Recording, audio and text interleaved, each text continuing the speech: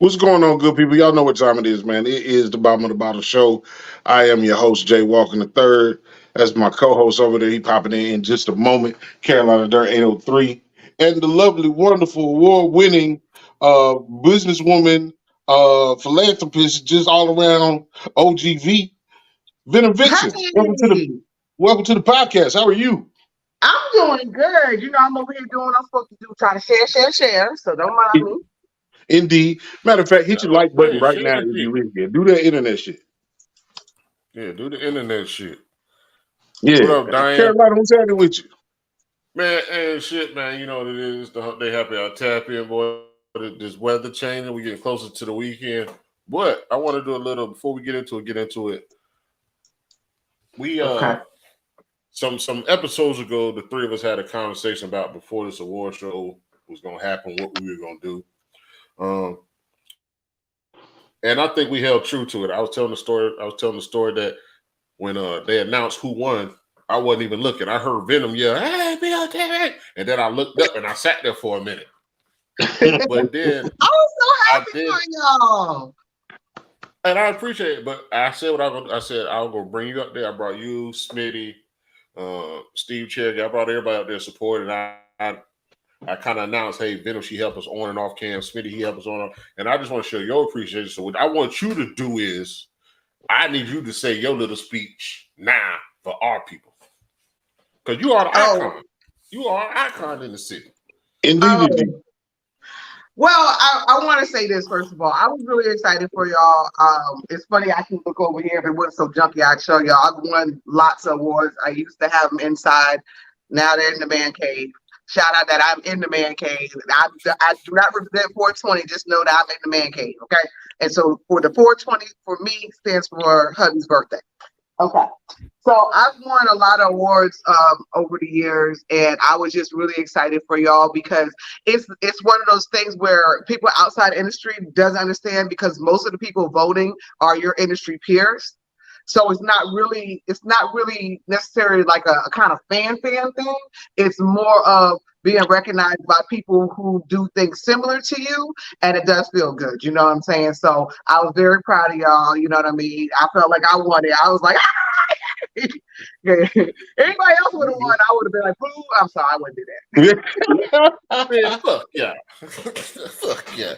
Nah, No, in a real way, we appreciate that, man. Because again, I come from a time and place, and just being in the city, that you was at the shit where it was lit. you, If Mhm. you if you in Columbia and it's about to get lit, like the young folks say, Venom is But we there. did crunk Yeah, hey, used to be crunk, used to be live.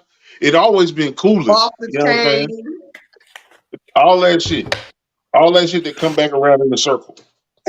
and I told Venom, I'll tell you this the other day. I said, doing this podcast thing, I never thought you were gonna network with us, but like what you shown us, taught us, embraced us, like that shit has elevated us faster than what we thought. Like you expanded our learning curve. I mean, there's other people, Kryptonite and all that done it too, but personally talking to you and your appreciation, once again, you are an icon in our city. So, like my brother said, we watched you go through all the motions and now the network and politic and joke and all that. Like that shit feel good.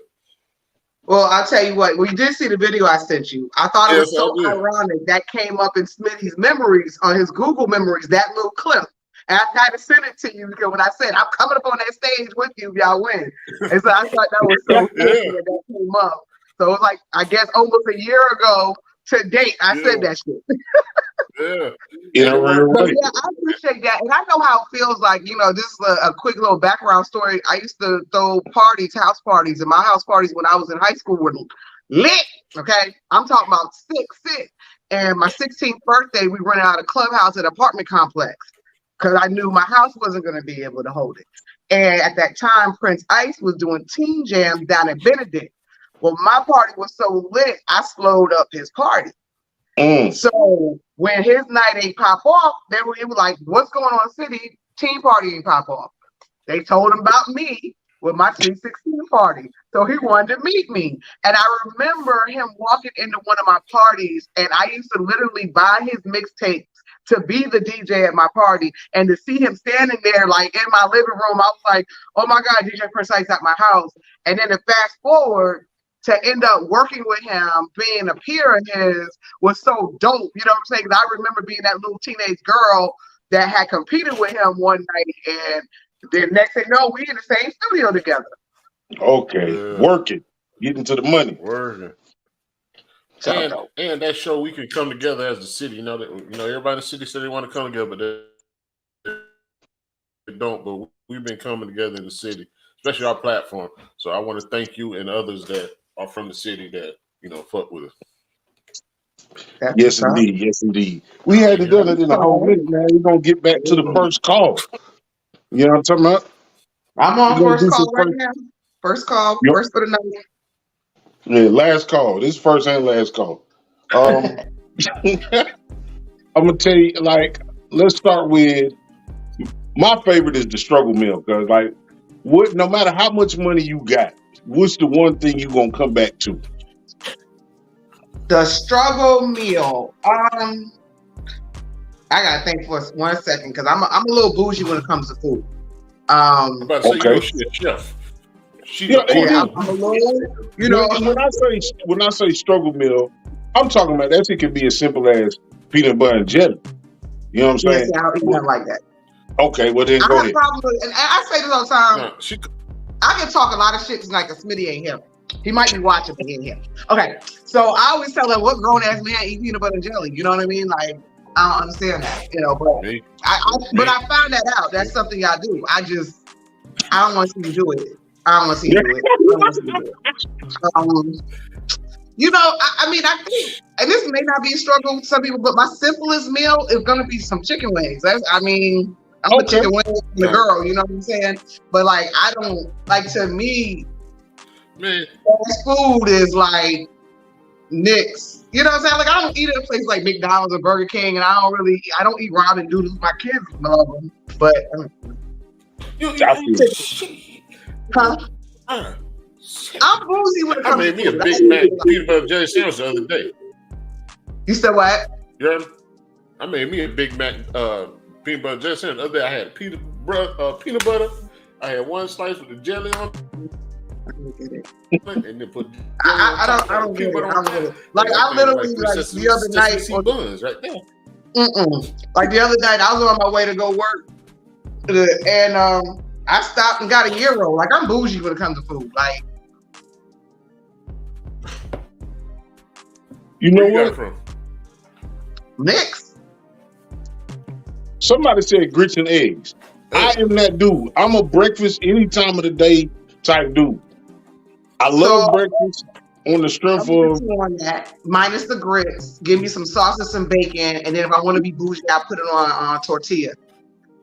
The beautiful thing about breakfast type food is it is fulfilling, and you can make an ass of it in 20 fucking minutes.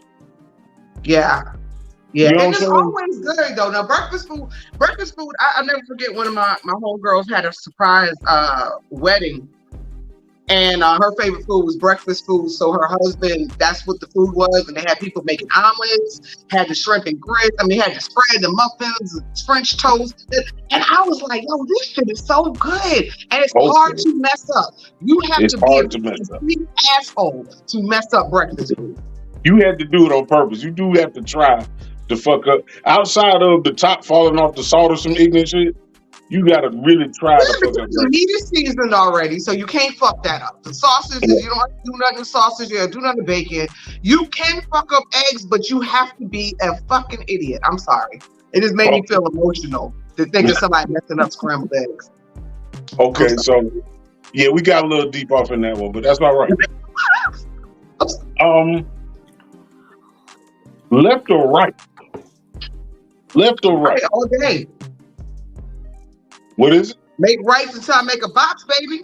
Okay. You can always get home making it right for the most part. You can always get home making it right. Somebody keeps asking if I'm a comedian. No, I'm just stupid. Nah, she's not a comedian. Okay. lost in a hood that you're not from, or lost in a town you're not from? Town sound like white boys with pickup trucks, so I'm gonna go with a hood I'm not from. Anything that with town sound like I shouldn't be there after dark. I can find my way out the hood. You know what I mean? I think I'll be all right in the hood. Always. But you never know, because there's some blocks where if you just not from around there, you ain't from around there, cuz. But see, you're a man. So when somebody see a man not from around there, I can understand your perspective might be different because they might feel challenged by your presence. You know what I'm saying? Oh God, get off my screen. But for me, I just, the thugs roll up. I just go into, that's so cute. Exactly. Damn. I know that shit right. A tropical place in the wintertime or in the mountains in the summertime? No. Anything with blue water, white sand, that's me. Yeah. She said she don't do the woods. She said she don't do the wilderness. Hell no. It's been a lot of videos of black folks coming encounter with bears. So I ain't gonna lie, cuz I'm off the mountain shit.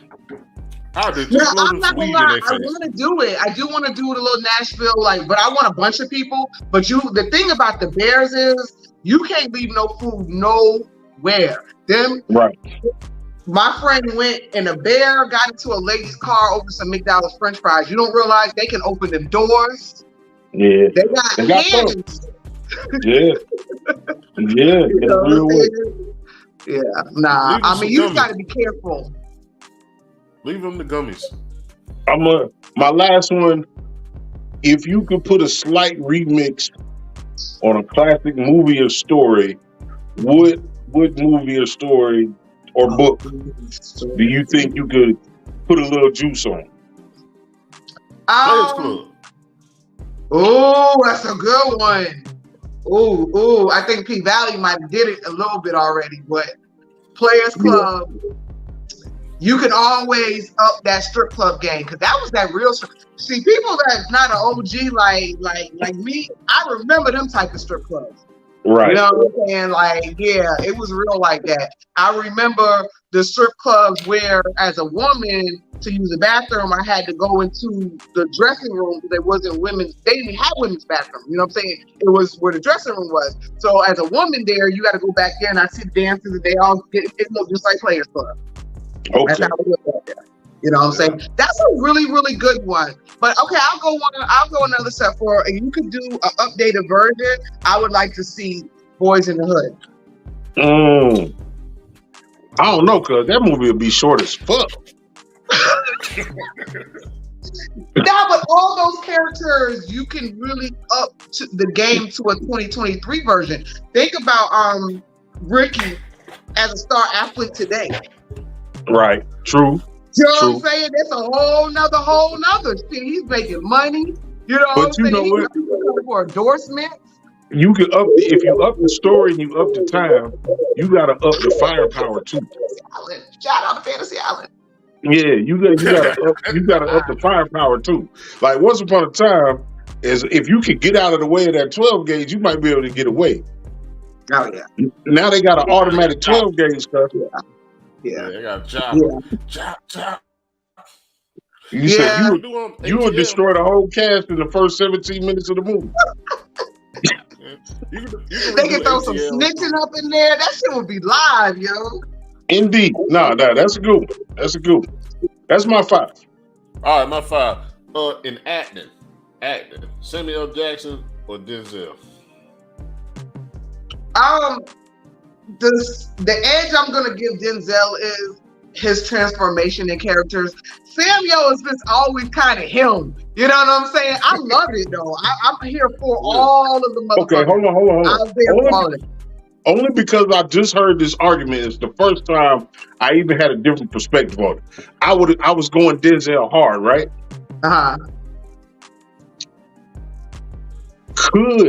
Hypothetically, could Sam Jackson have played 97% of the characters that Denzel played? No, sir. No, You sorry. I think Denzel could play his You character. don't think he Samuel could be Jackson the as great Malcolm debater? X? Samuel Jackson No, as no, Malcolm no, X? no. Okay, Samuel so Jackson is John Q. What's his name?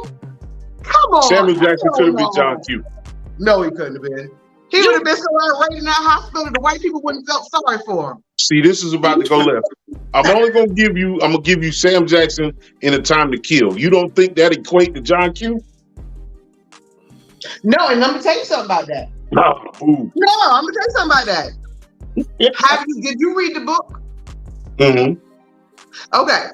What Sam Jackson did with that character is not even what the book was. He was Sam Jackson. In the book, the father was more meek and mild and not aggressive and standing his ground and strong. The book is mostly about the case and the lawyers. He, as the father in the movie, he was Sam. He was not the father in that book. I'm just saying, in their argument to Sam Jackson can play more of Denzel's roles than Denzel can play of Sam Jackson's roles. But I don't think that Denzel would have took some of the roles that Sam Jackson took. True that. So are you going? Is it quantity over quality, where Denzel has more memorable roles, but Sam Jackson just has the. He has more.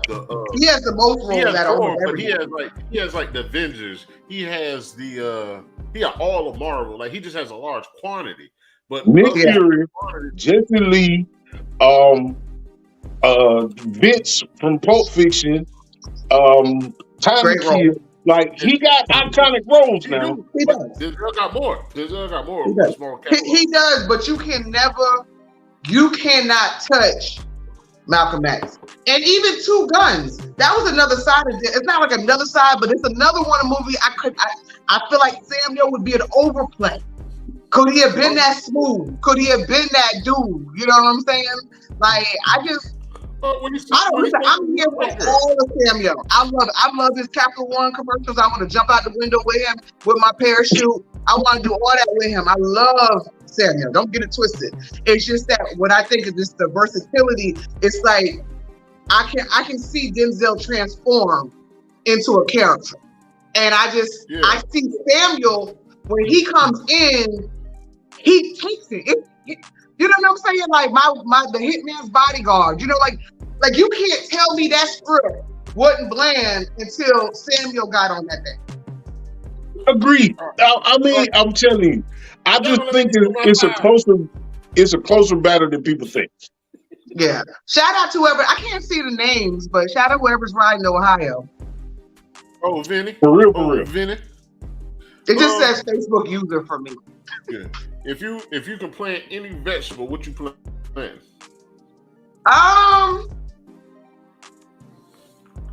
Avocados. I told you I'm a little bougie when it comes to food now. Come on now. And everybody, they want avocado on everything. Avocados and chocolate milk, avocados and whatever bullshit, because they put avocados on every goddamn thing. You will sell all them milk. So good. It tastes like glue. No. All right, Venom. What's the worst word that Smitty can't pronounce? Why you want to throw Smitty under the bus? Smitty, I ain't had shit to do with this. Oh shit! What's the worst word? Well, he geeky, so them U's get a little funny. How y'all gonna jump off the screen? Oh shit! Them streets get a little funny. That's hilarious. Oh. That's a hard one right there, because one thing about Smitty is he's a code switcher. You know what I'm saying? So I know who he's talking to, not like the person, but I know about idea of what and who he's talking to about what he's saying. So when he's on the phone, he's like 100%. Yeah, buddy, 100%. I'm like, oh, he got on the phone with a white boy. Then when he's like, and then when he's on the phone, he's like, Y'all ain't even know. Y'all ain't even right. I'm like, oh, I ain't talking to somebody from Charleston. And then he got nerve to start talking patois to them island boys and be like, you know what I'm saying? Look, you know, he get island on you. And then he get real country on you. And I'm like, oh, he just talking to somebody from South Carolina or Georgia. You know what I'm saying? It's funny because he really is good at it. Like, really good. Yeah. Black people been coached with since the beginning of, well, definitely since the beginning of our history in the country. I can't code switch. Right. I have hip hop in my voice. I don't know. Like I don't know. I just know. I sound like Rod Digger. Like I don't.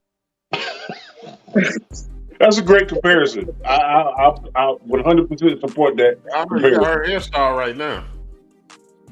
She got her everything. She could do that verse. Listen, real talk, I wish I could bring up the picture, but I did 4 cities with her in South Carolina back in the day, and everywhere we went, they asked if we were sisters. Cause she had the little big curly hair then. I used to wear the big curly hair then, and everywhere we went, and I had recently reposted the picture and tagged her in it, and I was like, everybody went out, and I recanted the memory, and she was like, yeah, you do have them chicken up cheeks, and I was like, I don't know, but everybody thought we looked alike too. All right. But I think it was hard, y'all. For sure. She never gets named as the hardest female rapper, and it's really her and Brat. You know what I'm saying? Mainstream rappers. Brat's her. You know what? I can't unsee Brat being pregnant. So I don't know. It's a little hard for me right now with Brat, especially when she's wearing with the cutout jersey top, baseball jersey top with the cutout and the stuff. I can't unsee that. I can't. You're a Cat Williams fan? What he say? You gotta hear what Cat Williams said. You gotta hear what Cat Williams said. I'm gonna see if I can find it. We can pull it up because we want to get on. Oh God, I can't unsee that. Like, why, Judy? What was wrong with you? Why you let your woman go out there like that? JT, you got it. You got what it. happened? No. No, I ain't got that one. No. But anyway, I want to get into I do want to touch on the whole, the restaurant list. Oh yes, let's talk about that. But before we get there, I want Venom. I want your opinion, definitely. 'Cause I already know my brother got an opinion on the whole Dwight Howard shit. Oh God, wait! You don't have to tell me. I ain't up on. What did Dwight Howard do? Dwight basically came out the damn closet. Oh, y'all was waiting on that. I thought he was already bi or something. He was like the first nigga in the NBA painting his nails and shit. Like, but I'm gonna say this. I'm gonna be honest with you. It's one of those. Who cares? Are we really? That is definitely. In 2023, and more like this. Like my middle son is 16, and we talk to him sometimes about what goes on with school, and he says, "Mom, my generation is the gayest generation that's ever existed." So I asked him questions. I said, well, son, do you have to use pronouns at school? He said, yeah. I said, do people ask you your pronouns? He said, yeah. And I was like, well, how you feel about it? He's like, it's easier just to comply. So when people walk up to him, he said, they'll come up to you and say, what's your pronouns? And he'd be like, he, him. That's the world we live in now. I don't think right now with all the shit that we have to worry about, who somebody's sleeping with, should not be a thing. Like, come on, man. His baby's being killed in Israel, man. I don't care who the hell that man sleep with. Is he a good ball player? Does he do what he's supposed to do? And if right then. Okay. Well, you gotta think of it. You gotta think of it like what she just said. It's the gayest. It's the gayest the world has ever been, ever. Right now, it's more open than it has ever been. People don't feel ashamed about these situations. And like V said, I don't care. I don't care. Are you happy? Are you hurting somebody? No. But also though, I don't like the imagery of a 7-foot-tall giant. You know what I'm saying? I don't know. I don't know. Wait. Is that the same one that did the photo shoot? And he had what's the one that had the hair all laid pressed to the side? There was a photo shoot. It was like Jimmy Butler. You talking about Jimmy Butler. What he got going on? He's like silky perms. Yeah. But the white was with a transvestite with a gay person, and there was some sexual The sex got physical. He said nothing was done to him that wasn't consensual. He's coming out saying. Did you just say the sex got physical? Yeah. I'm confused. Yes, that's why it's crazy. We're gonna have our mind fucking you right now. Let's have some mental sex. Well, he had a transy and then he had a gay guy. He brought the gay guy on for the menage a trois. Oh, he had a good old time. So but the gay one felt he got too rough. Oh, well, you gotta have safe That's word. where the problem is. That's what, that. You got. I mean, I just can imagine because that's a lot of masculine energy that men, especially with that many men, y'all got to have some safe words, some boundaries set, because that can go a little left. You know what I'm saying? They got to have some air freshener. I done watched gay porn before. It's very fascinating. I mean, I'm not expecting y'all to. Hey, next story. We good. Everybody do what you like to do. Right. Yeah. I was curious. It was very interesting. Yeah. You ain't got to call me Hummmpday. Call me that nigga. I take it. I'm that nigga. Yeah, I'm not good with pronouns. I'm that nigga. Yeah, I gotta. That's a struggle for the next few years. Is I don't get some of the pronouns. I don't get them. Like in the words of my young wise son, just comply. Just go with it. Just go with it. What I'm saying is there should not be. That's all you need to know. There shouldn't be persecution for misunderstanding. I'm she and her, and sometimes them. That's the one I don't get the them and the they. I'm gonna explain it, and we're gonna get off this horse. That means sometimes they feel feminine, and sometimes they feel masculine, and it's not always clear every day what it is. So they means when you're talking to me, don't just see a woman because I might be feeling masculine today, or the next day I might feel feminine. No. So it's that all together. Just get off of it. Just leave it alone. It's not for you to understand. So do y'all see this? Y'all see the smoke coming off my brain? Yeah. You just respect people's boundaries. That's all you can do. Oh yeah. Human being and respect people's boundaries and their right to love how they want to love. And at this point, be called what they want to be called, to be what they want to be.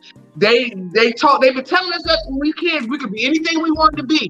Didn't they tell us that? So absolutely, it is what it is. I just want to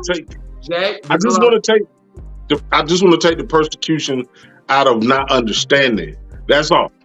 Right. Well, I understand it, and I don't know who that person says not for you to understand, and that's what I'm saying. It's just like here's the thing. This is why it gets twisted up because people, and I know not you, definitely not you, but there are people who don't understand, and because they don't understand stuff, they hate things they don't understand, and then they do things that they shouldn't be doing because they don't understand. Everything is not to understand. I don't understand people eating oysters. So I walk through a restaurant, slapping people back in the head because they sucking down some raw ass, nasty ass, slurpity, slippity, nasty, gooey ass, disgusting ass oysters. I don't understand that shit at all. You can't. How you really feel about oysters? I can't go to the restaurant and start slapping people back in the head because I don't understand the oysters. For sure. No, I'm not a fan of our dad partner dropped a bushel off the other day. I'm not a fan of him. I don't get it. I don't get it myself. I don't get it either. You know what I mean? I eat oysters, but I don't eat 48 of them. I might not eat 8 of them. But I eat them. That's some nasty shit right there. When I seen that shit, I was like, ooh, I would have left that bitch just for eating them shits like that. Like, just the way she was eating them. She was out of pocket. She was out of pocket. That's funny. Yeah. Now everybody in the world do what you want to do, because you want to do it, not because anybody else wants you to do it, whether they understand it or not. Facts. Like I don't understand wigs with baby hair. So we can go on and on. You know what I'm saying? We really could. I don't understand the baby hair to come down here. But do I go and start beating people up over it? No, I don't do that. You know, I let them do what they want to do, and they got the baby hair down their forehead. I don't understand that. I mean, I don't understand all this stuff. But you got baby hair, but you want to be called a grown one. But you talking about you got baby hair. Oh, I can't even do it. I push all my shit to the back and be praising God. I still got little edges. oh, Yeah, a little bit. I'm old school. Hey man, in a real way, y'all. Stuff I don't understand. That's why I be trying to tell people like, man, life is short, man. It's everything ain't for you to understand. You know what I'm saying? It's just not. It just really truly isn't. You know. For sure. So let's look at this list, Kyle. Mm-hmm. My first question is: are you surprised that anything made the list? Let me bring up the list again on my phone. The surprising ones that really blew my mind was like gym, church, family functions, you know, and I spoke on this. That's why it's so fresh in my brain. IHOP, Denny. Here's the thing. This is what we do on social media. We have these discussions about things that are more complex. Like you need more intel to answer these questions. You know what I'm saying? So first dates, that's what they're saying. What's appropriate for a first date? Well, it depends on how we are going or we met. Okay. So if we were just chatting online, a first date is me literally meeting you as a human being. So no, I'm not going to, I would expect somebody to, you know, go and spend $300-$400. We're just going to meet. This is our first time seeing each other. So I expect something open and public and you know what I'm saying? And where we can talk, where it's quiet. I don't think movies are a good first date. You know what I'm saying? Because I think first dates are about getting to know each other. Now let's say a man has known this woman, maybe through social, maybe through work, maybe through business, and he's been around her several times, and he's gotten a feel for her personality, gotten a feel for who she is, and he's still like a type of woman he would like, and they've had conversations, and then he finally decided to ask her out. That's when you put together a proper date. You know what I'm saying? Okay. That's when you do the all out. You know what I'm saying? That's when you go the extra mile because you see what type of woman she is. So now you want to show her why you should be in her life. But just meeting each other, we can just go to the sports bar.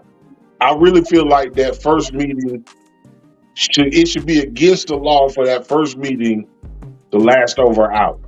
People want to say go with the flow or whatever. I think whether you got more to talk about or not, the physical contact after a first meet from an internet visit should be over after an hour. That's a max. They said you can't expect they put Starbucks on it. Yeah, that's a nice meet place if you meet somebody over the internet. It's safe, especially if y'all talked coffee before. Why not go to Starbucks? Right. And if that's your thing, I mean, like people, that's their thing. That's sweet. That's nice. Yeah. You know, let me tell you, like when I first met my husband, I met him one night, and then we lived in different cities, so we used to talk on the phone all the time. So when we finally got back face to face, I didn't really care where we went. We've been talking on the phone for like hours and hours and hours and hours. Now I just want to sit in his face. No pun intended. That's right. In his face? You said that, right? You said that. What right? happened? She said that. Yeah, said in his face, right? In front of. Oh. Y'all jerkish tonight, cuz. Y'all borderline jerkish right now. Oh my God. This is the thing. I agree that the movies is not a good place. For a first date? Come on now. First date is... But you don't get to talk. It's about getting to know each other. You can't talk. First off, you in close proximity You gonna be in close proximity with somebody that you don't know. You don't know what they hygiene like. You don't like nothing. Like, so I agree that the movies is not the ideal situation. You feel me? It's dark. You know what I'm saying? You might not see what you think you saw. You can't see what I can't see. You blind. Like, okay, a perfect example. There's a whole commercial out.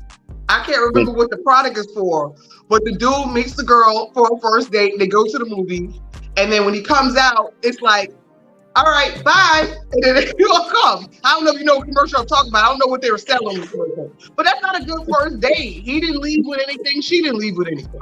Right.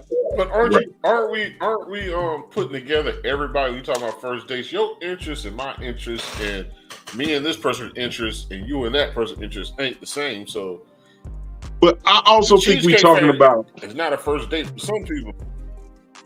Agreed. I mean, all things two things can be true at the same time. Are there people that are compatible that can go on a date to the movies and have a good time? Absolutely. Yeah. I just think. But how are you having a good time together though? Y'all just watching TV basically. Like, I don't get, where's the together part? Like, what did you learn? Oh, she laughed at that joke. I don't know. Like, what are you learning about the person as a first date? I think movies is a dating option, but it's not a first date option. That means Netflix and chill. Hell no. Netflix and chill.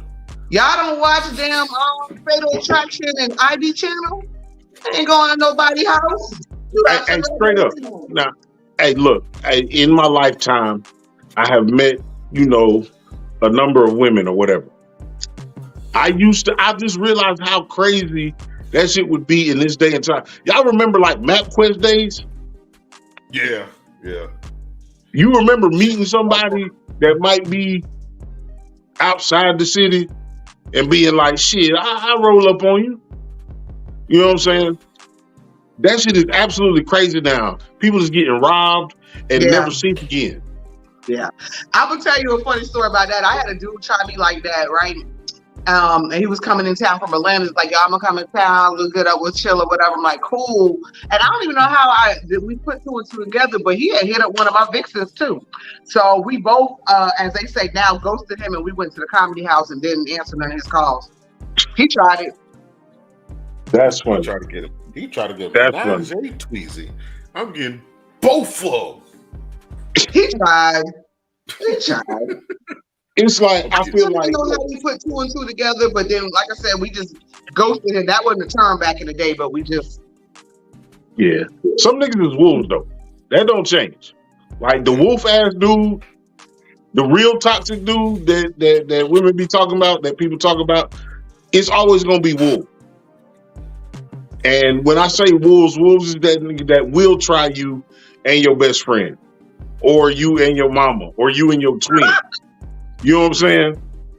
It's all that type of dude is always going to exist. Got it. Nothing beats what but a fail. No, nothing beats an attempt. Or not, whatever the fuck it's like it is. that. Because women do it too. It's like a plan A, B, or C, just in case this falls through or this falls through or this falls through. I personally don't feel like, trying to figure out what part of that plan I was. Was I A, B, C, or D? I ain't got time. I just, at that point, I've always been, because being in the entertainment world, I've seen how I know that's Tito. Even though I can't see the name, I know that's it's Tito. I see. But I just seen too much stuff. I've watched a dude at the bar, and then a pretty woman walk up there, and he say all these nice things to her, and then she walks off, and then a straight foot dragger come up there, and he say the same thing to her, and that's how I developed not being flattered by men. It doesn't flatter me because I have watched, because working at bars, the other side of the bar can educate you so much. And I've watched, it don't mean shit. I'm sorry, fellas. I'm so sorry, but the words when y'all be saying shit, it don't mean shit, because y'all would say it to every woman. It just is. You know what I mean? That's a wolf. What's the best one you heard? What's the best one you heard? God. I can't say on that note, but I will say this.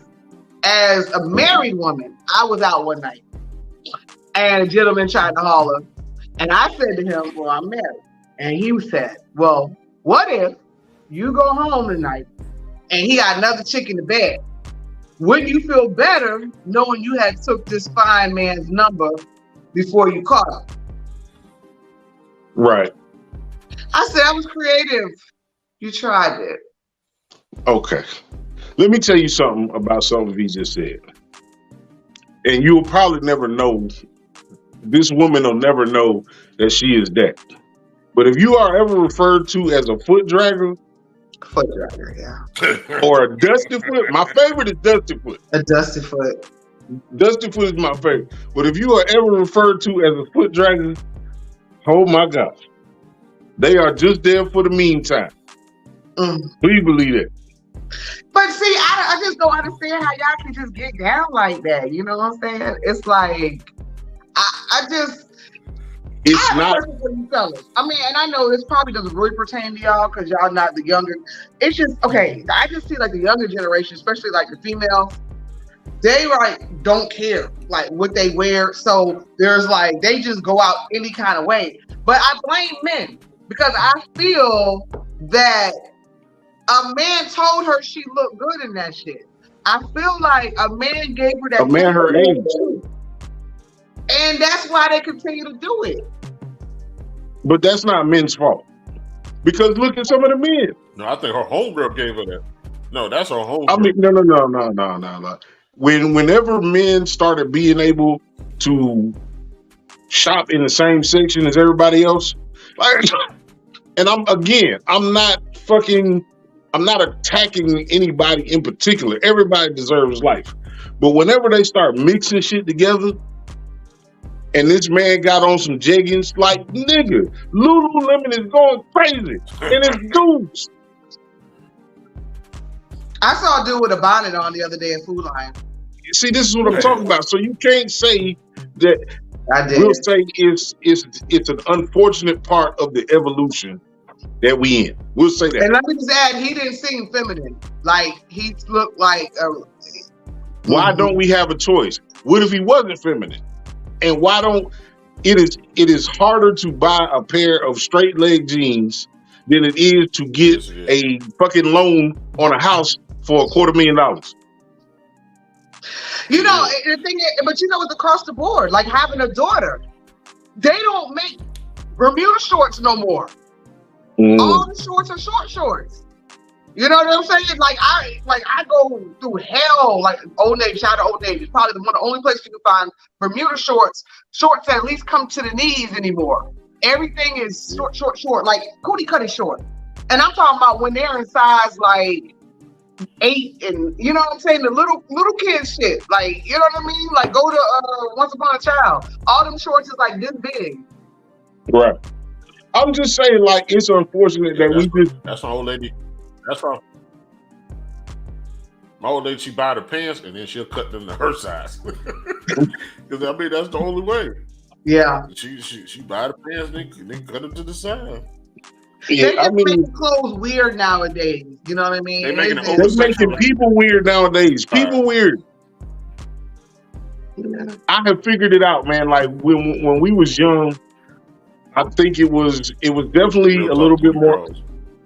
It was definitely more archaic. Everything was kind of boundarized, right? Everything had a boundary when we was young. So when we was young, you could point at a group of people and be like, they're weird. Ain't no word. You know what I'm saying? But now everybody weird. Yeah. Everybody weird. You've been standing. You've been standing. Mental illness, though. Do you think mental illness is more, or do you think we just didn't recognize it? Didn't recognize it or didn't acknowledge it. Didn't recognize it. But that's what I was gonna say. So how do y'all feel? Y'all looking at yourself at 19, 21, 19 to 24. Do y'all see yourself as a problem as like the children these days, or were y'all like on a different level? Okay, so for me, I always kind of I would say my problem part was the way to dress. Like I was the one that got, pulled out of class all the time for dress code violations, shit like that. And I always had this perspective that I could dress the way I want to dress. It is what it is. I had to learn with maturity that yes, dressing certain ways do come with preconceived notions. As much as I felt like I was going to be one of the women to fight that stereotype, and I tried really, really hard. Like, I was like, no, I'm going to wear what I want to wear. I don't care if it's skimpy again, but I'm a businesswoman. I'm smart. I'm about my business. I made sure I didn't slut around the industry.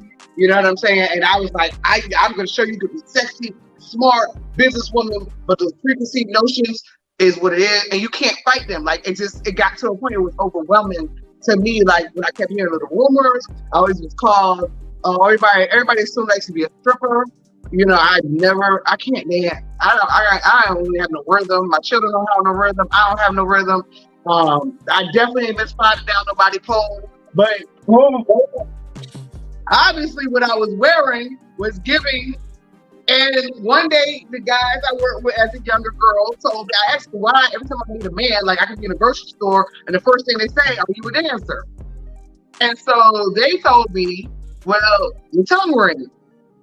So I took it out. See, I felt like I could do that. Have my belly button pierced, my tongue pierced, wear what I want, and y'all just accept that I'm a powerful black woman and get out my face. And I had to learn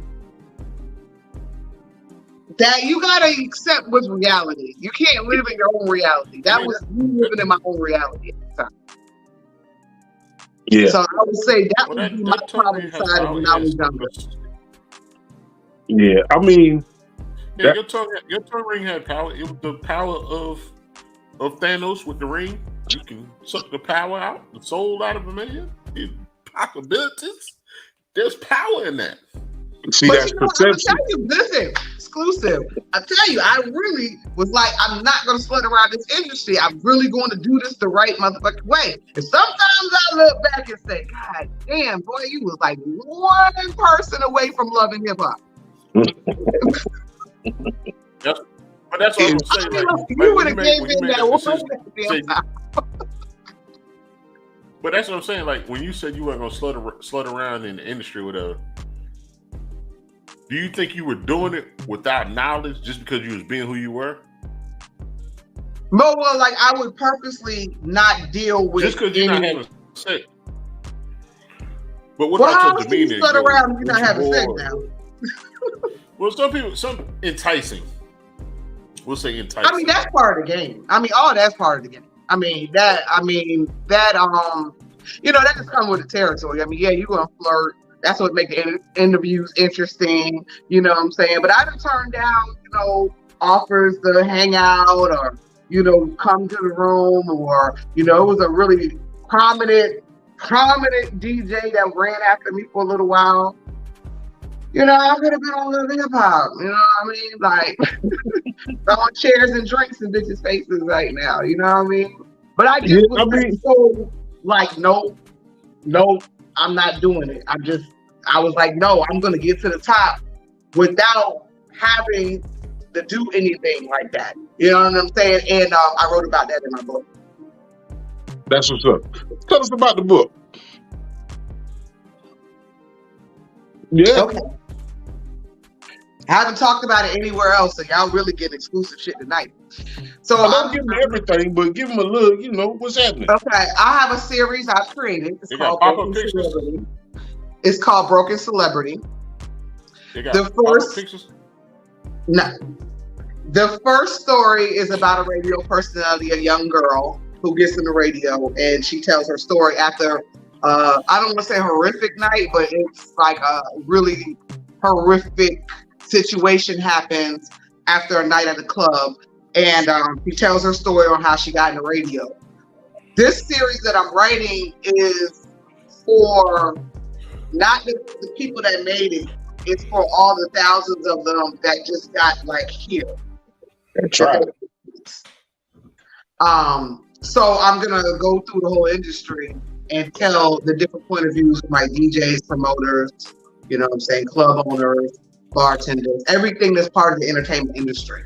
But I started, of course, with a radio personality because, of course, that's what I know best. You gonna do security? That's what's up. Security got the best stories. Gotta do security. Security always got the best stories. They got something crazy always happening in or outside the club. I think anytime you are out after fucking 1 o'clock in the morning, it's gonna be an interesting story. It definitely gets interesting. When I lived in Charleston, there was a club called the Palladium. And my rule when I lived in Charleston back then was 2:30, I'm out. And I would always wake up the next day with all the stories about the bullshit that went on. And I'm like, I stuck to my gun. Like, I never stayed out. Even I was a young girl then, like 21, 22, 2:30. I don't care what's going on, going home. Yeah, I mean, honestly, like that after the witching hour, right? I think you got the witching hour, which is midnight. But then you have a gray area of still you can do the right thing. After 2 o'clock, those percentages get cut in half. You know what I'm saying? It gets bad. It gets rough. It gets, that too much alcohol, that tick, tick, boom. Now at this point, you done drink so much that food don't even matter. You know what I'm saying? Right. Was it DJ E, aka DJ Spicy? That's probably Tito. Yeah, I don't know DJ Spicy. Yeah. So let me ask you, what you used to do? No, Palladium was on Ashley Frost Phosphate.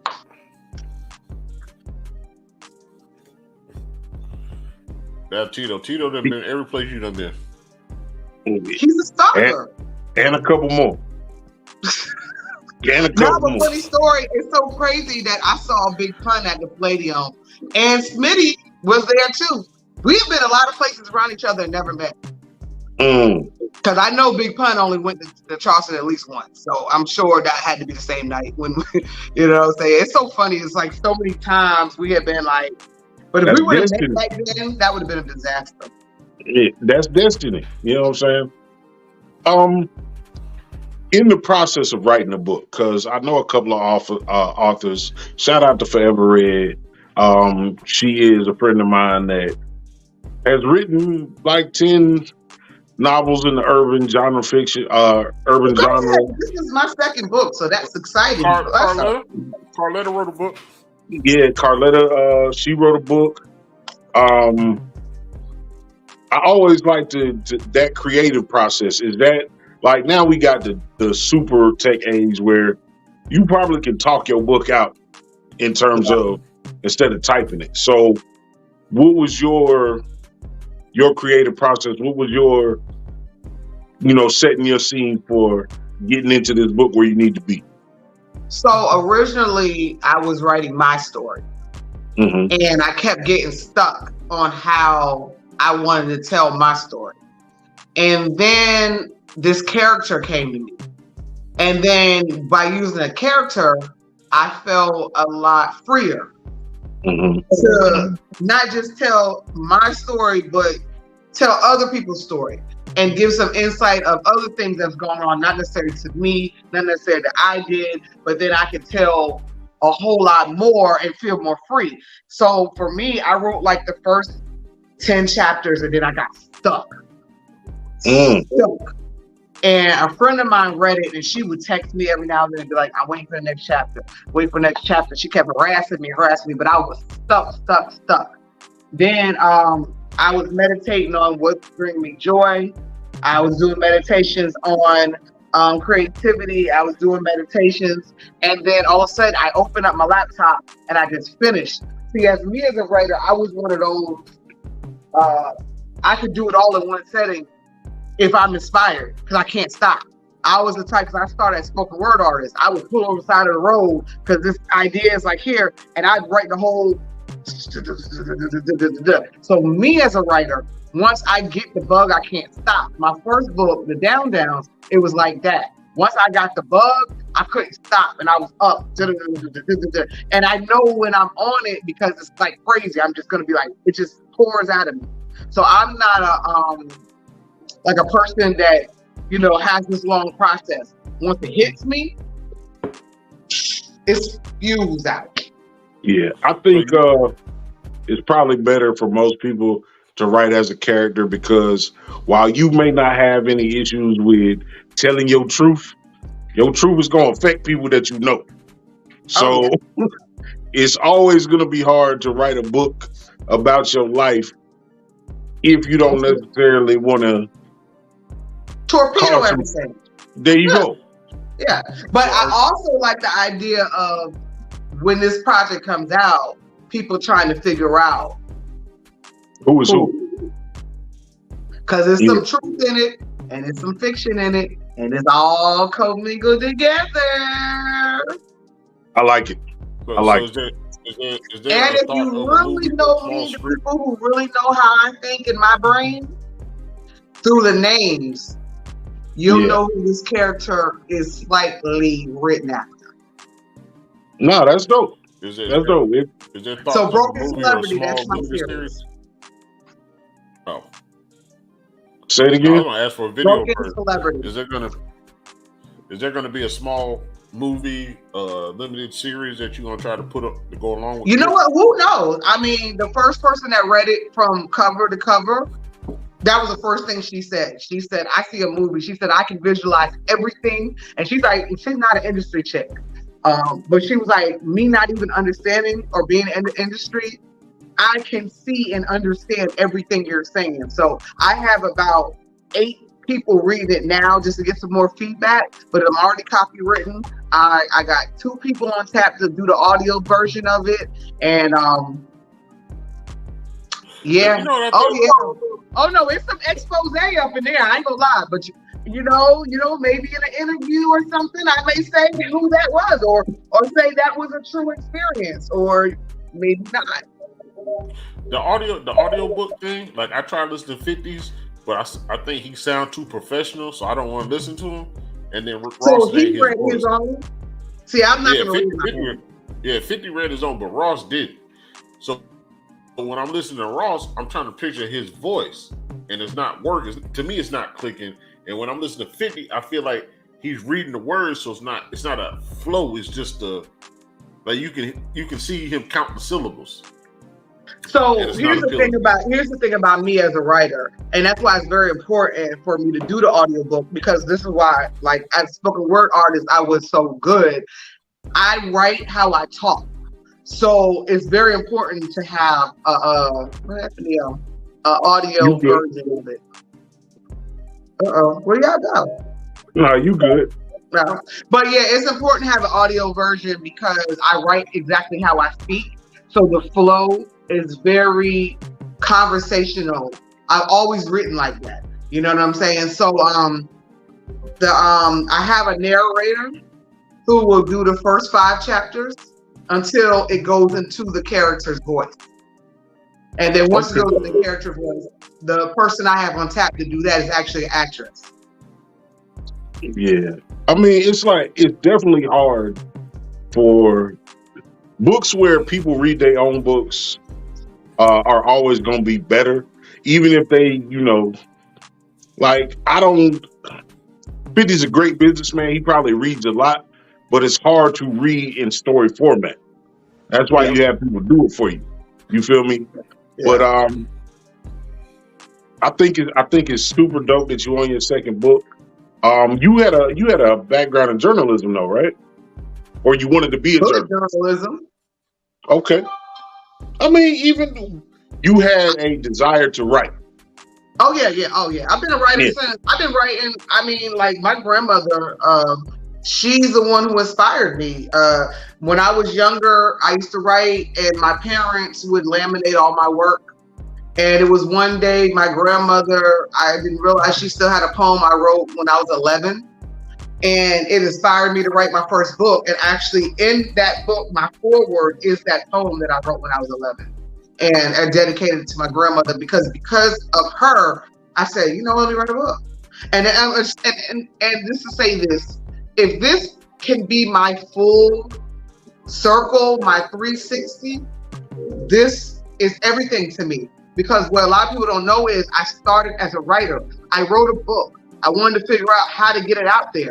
I went to poetry clubs, saw people doing their poetry, started doing the poetry out my book.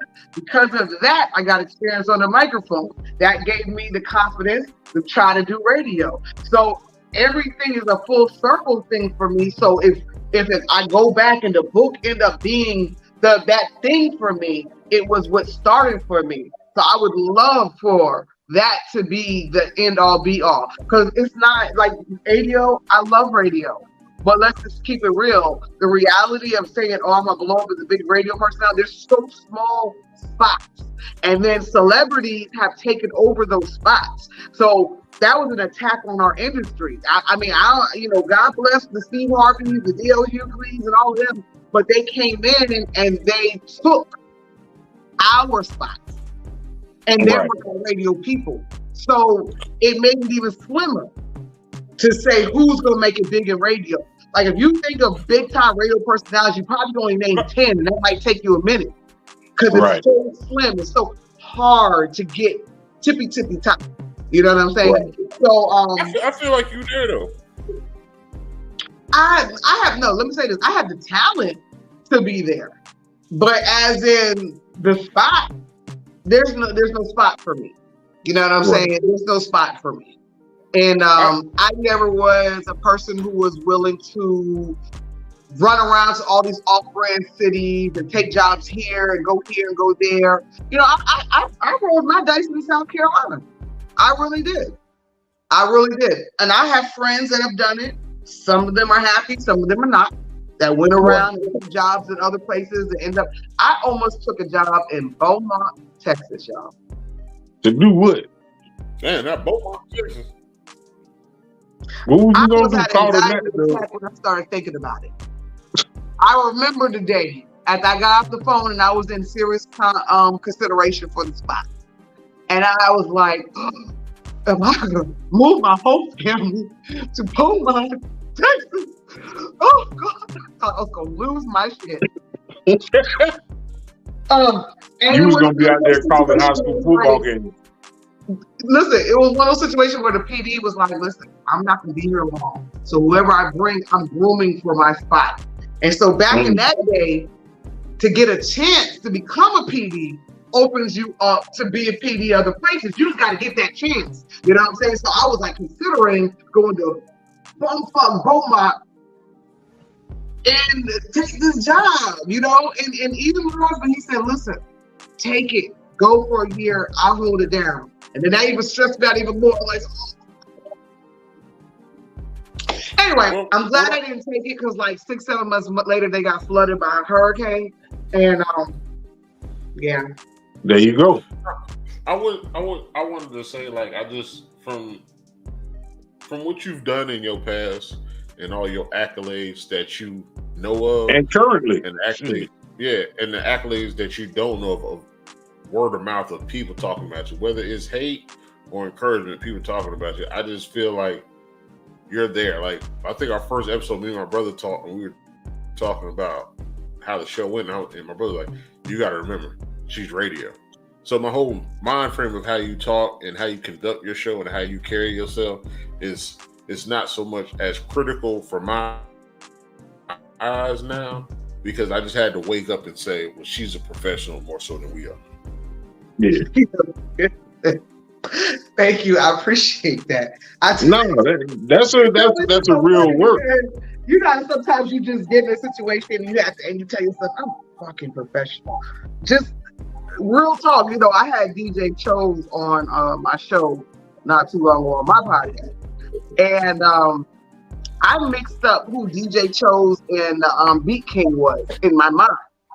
And I was looking for this big old light-skinned dude because the video didn't leave, kept popping in my head. And I was thinking DJ Chose and Beat King was the same person. So this little short, dark-skinned dude walks in with DJ Chose chain on, and I was like, okay. We do the whole show. About 45 minutes in, Stack says, he says, thick, thick, thick, thick, thick. Go back, if you ever watched that interview, I didn't know who the hell I was talking to for 45 minutes, but I was such a fucking professional He didn't know. My co-host ain't know. I called him on the phone when we was in the studio. I was like, yo, I didn't know who the fuck that was until you. That's crazy. That's crazy. But no, that's a testament to being prepared. Being unprepared, but prepared. No, what I'm saying is, like they say, if you stay ready, you don't have to get ready type shit. Yeah. You know what I'm saying? That's that type of energy to me. You know what I'm saying? And I feel like I could do that too. Like, the good thing about, the show with me and my brother is we got two different perspectives. You know what I'm saying? And I can catch sometimes if he say something crazy, or he can bring me back around if I go off on a tangent. You feel me? When you have to do that by yourself, that make you, and this is the thing that I want to tell black people, man. Don't minimize what the fuck you do. When I said Venom had a background in journalism, like if you write, if you cover stories in current time, if you display that and share that with people, that makes you a journalist. Maybe you don't have a degree, but don't minimize what you're doing. You feel me? Oh yeah, no, I listen now. If I was talking shit to somebody online, I make sure I let them know. Listen, I'm a journalist now. This shit you talking about don't even make sense right here. Let me give you the facts. But boom, I like to say facts before I talk. You know what I'm saying? I get what you're saying. Yeah, but to say it widely, like you got a motherfucking homeboy, and I draw a little bit. No, nigga, you are a fucking artist. Or you a cartoonist, or you a tattooist. Like, don't minimize the shit that you do. That's just real talk. Now, don't get twisted. We're going to the Grammys, right? Surplus said we're going to the Grammys. Oh, yeah, Surplus talk that shit. DJ Surplus will make you feel like you are the moon and the motherfucking stars, okay? Because we're going to the Grammys. But that's real shit. On the universe. Everybody's not the best chef. You know what I'm saying? So I'm not talking about, like, if you make motherfucking a good spaghetti, that don't make you a chef, motherfucker. Yes. But if you are doing something, you got to be able to know that you're doing it better than most motherfuckers.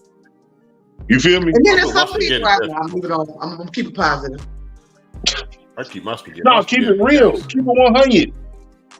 No, but then, what the sad part is, sometimes that confidence, which it's a good thing to have, is in the people that don't need to have that confidence. At what point do you tell somebody, like, maybe music ain't for you, or, maybe cooking ain't for you? The first time? Chef ain't for you.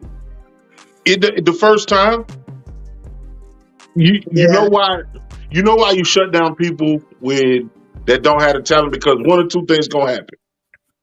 Person gonna bust pipes, or it's gonna make diamonds. You feel me? So if we stop saving these people because they are homeboy or our son or our whatever the fuck, when they do something subpar, we don't tell them that it's excellent. We keep it real with them. First off, it builds a callous if they really gonna be about that life. You know what I'm saying? So, it's so crazy because, like, when I think about that thought process now, when I was, like, really out there working with independent artists, everybody was so good. It was like the opposite. Like, if we had 30 people come out to an open mic, 2 of them was probably whack. They were so good back in the day. Everybody has so much talent. But I will say this, though. This is why I don't like to judge talent when it comes to music. And that's why I don't want to shut people down. The other day, when we were in the car, the radio was on. It was like 3 back-to-back songs. And I said, ain't no way something like South Carolina ain't made it. There's no way. Like, I mean, it was trash. Like, it wasn't even...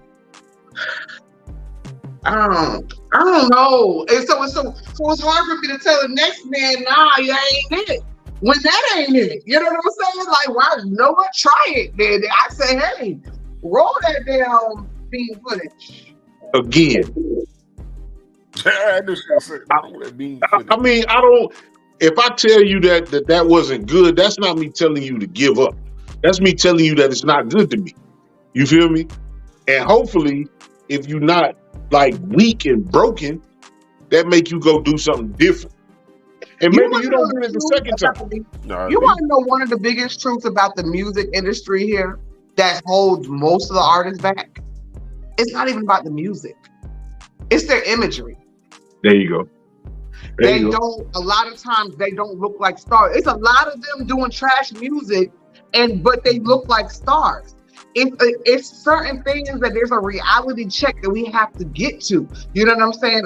We was at an event, I won't name what it was. There was a young lady and she was popping her shit or whatever. But I was looking at her and I was saying to myself, do you understand that you are trying to get in the pond with Cardi B, Nicki Minaj, you know what I'm saying? Sweetie and Sexy Red, Moolah, what's her name? Like Mulatto, you know what I'm saying? Like, you have to Lotto, my bad. be realistic in a way about can you compete? Because we, especially on the women's side, it's very visual. It's very, superficial when they come to it. I remember when I did my TV show, and I remember when the first critiques I got was, you're a great host, but you need to lose the weight. So I went and got a trainer. I was running 3 miles. I was at the Irmo track running. He had me eating 1,200 calories a day, eating dry Cheerios and shit. And I did what I had to do because I had to learn. It wasn't that I was overweight, but I had to learn to look how you need to look on camera. You have to get under the weight. You know what I'm saying? That's why you notice when you meet people on TV, you're like, oh, they so small. I didn't know they were really small. But you have to go under what you're going to look. We look small in person? Man, I had got down to a size 6, honey. I was little. I'm talking about us. You said what? You know we don't look small. He be asking. Y'all are huge to me. What are you talking about? I'm like 5'1". Shit. Hey man, look. This has been a super dope show. Fun size. We appreciate Venom for sharing her time with us, man. She always got super dope energy. He always got a great story to tell. And y'all look out for this book. What's the name of the book one more time? Broken Celebrity. Broken Celebrity. Y'all look out for this book, man. And when you see it, act like you know. Hey. Act like you know. I'm gonna give it up to you for a second and tell the people whatever you want to tell them. I just been appreciate. I appreciate the love I get. I mean, you know what I'm saying? I do what I do because I actually truly genuinely love what I do. I love talking to people. I love talking about people. I'm just playing, but I do. I like digging into stories. I like bringing logic to the madness. And if anybody that listens to my podcast or has followed my career, I try to be logical. I look at things from a logical point of view, and I try to give people a different way to look at everything because everything is not black and white. Like everybody, we have these social media battles, and it's like there's so many different layers on this, and we're fighting each other over nothing. You know what I'm saying? But man, love your light, man. Get you some peace. Meditation is a great thing. It's something I've been dabbling in the last 3 years. It really does work. I'm not a grand rising person, king, queen, all that the person, but I will tell you meditation makes a difference. I also had a friend tell me this one is something called grounding, going outside and actually putting your bare feet into the ground and sucking up Mother Nature's energy. That's something. Where you heard that from, Carolina? You said what? I've been doing that for years, Venom. Oh, I didn't even know that was a thing. Oh yeah, no. One of my people told me that's very therapeutic. You know what I'm saying? It's called grounding. So love on each other. I appreciate everybody for following the Cosign podcast.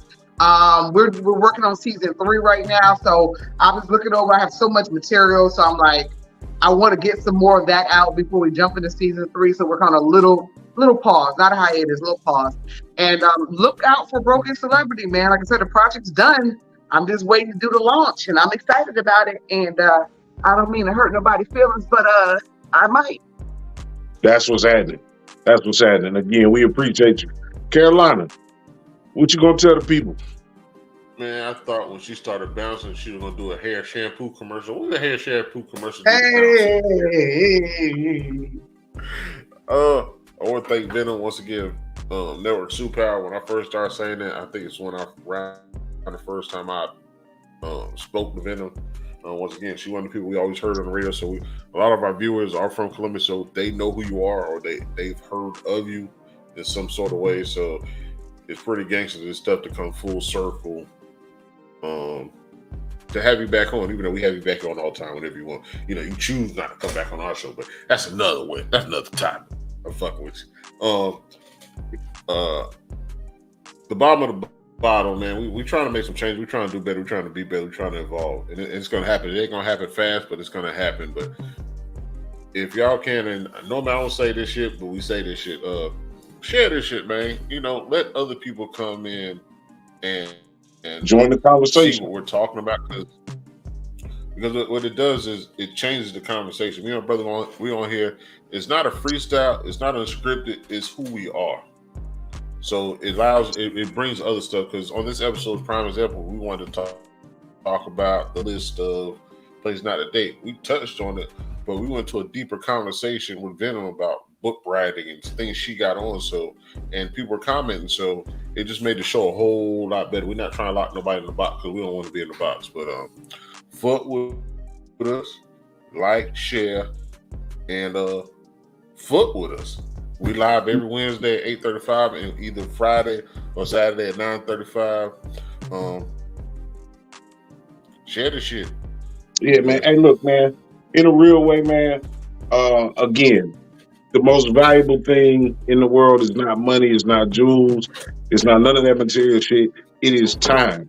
Again, thank you, Venom, for sharing your time with us. And y'all think about that shit the next time y'all got somebody waiting on y'all monkey ass. For real, man. Don't fuck with people's time. If you say you're gonna be there, be there. And also, man, believe in your craft. You know what I'm talking about? Believe in the things that you do. If you do it well, and if you don't know if you do it well, take it around somebody that's not your friend. Do that. I believe in this podcast. I believe in what we do here. I believe we provide quality content and different perspectives. And that is why we also go to the chat. That is why we want people in here. Because a lot of times I've been thinking about shit one way. And then I have a conversation with somebody and I find out, well, you know what? It's another goddamn way. A lot. Take your time, concede to people, love on people, call that person that you've been thinking about that you ain't talked to in a while. This is the Bottom of the Bottle podcast. I'm Jay Walker III. That's Carolina Dirt 803. Special shout out to Venom, Vixen, OGV. And until the next time, man, y'all be easy, man. We gone. We might be gone. I think we gone. Yeah, be easy. Share this shit. Yeah. I don't know. We gone. You talk like the minutes Yeah, ran I think out. we gone. Yeah, you talk I like don't the know. minutes ran out. What